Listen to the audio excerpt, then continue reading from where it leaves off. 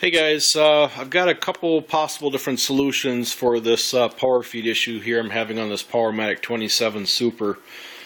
One of my subscribers had made a comment on this video, the previous video, wanting to know if I could possibly use a VFD. And I had thought about the same thing, I just didn't really know if it would work or not, being that it's a different sine wave that what comes from the power company. But actually, talking with the motor shop that does all my motor repair work and sales, they didn't have any concern with the motor whatsoever. The concern more so was if the drive or the variable frequency drive is going to be smart enough to know that you're only using 2 legs versus 3.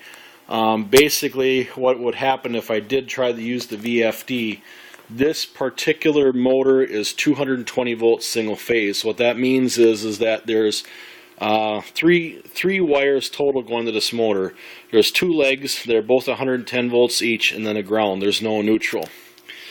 So basically what I would do then is I would use a variable frequency drive and set the output voltage to 110 volts. And what that'll do is, off the 3 legs that are on there, or the 3 output terminals on a variable frequency drive, if you set the output voltage to whatever, that's what's going to put on each leg, out of each leg or each terminal on the drive. So if I set the variable frequency drive to 110 volts, this motor will be seeing 110 volts on each leg. The only problem, or the only potential problem is that depending on the variable frequency drive, some of the new drives, they basically are too smart for themselves. So if you try to only use 2 out of the 3 legs, it'll realize that there's no load on the 3rd leg, and it'll go into a fault condition and it'll shut down and basically give you a fault error code. And it might think something like phase to ground, or that there's something else going wrong. Some of the older drives, they could really care less. So I've got a couple older drives I had for different application. I got to dig them out of storage here, but hopefully that might be an option.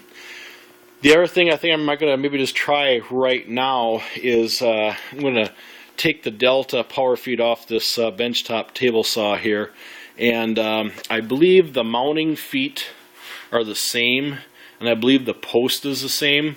So what I would like to do is just lift the power feed out of the post holder on the saw and on the shaper, and then just swap the 2.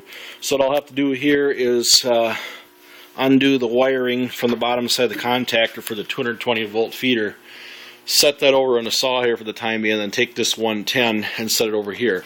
I've got a 20 amp 110 volt plug there, so it's not like I don't need an extra power source. And if that does work, I can work on making this power feed work on this saw. 20 feet will work, but it is still kind of fast for the application of that saw as well. That's why I went to the 13 feet per minute gear set from Grizzly for this Delta power feed. But anyways, I'm going to give that a shot, so I'll keep you posted. But for right now, I think I'm going to just try swapping the 2 power feeds out.